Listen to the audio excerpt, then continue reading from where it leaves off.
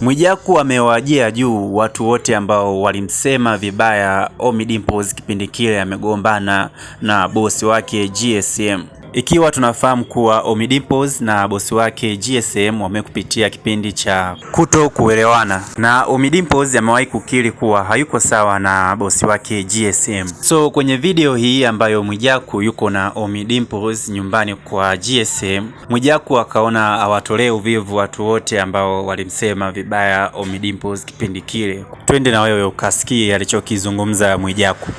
Haya pa. Anaitwa pose kwa pose. Mimi nipo na ndugu yangu. Pose kwa pose. Watu wanaongea maneno mengi, wingi. Wapi? Ndio waulize jamani, anaingia wapi? Mbona nyumba zote anaingia? Namba 1, namba 2 zote anaingia. Na tuna surprise zetu. Ndugu yangu, mganga wako mzuri. Ukishindana na Ommy Dimpoz unashindana na serikali, mamlaka. Hii ni mbweni mamlaka. Haya pa. Anaitwa pose kwa pose. Mimi nipo na ndugu yangu. Pose kwa pose. Watu wanaongea maneno mengi, wingi. Wapi? Ndio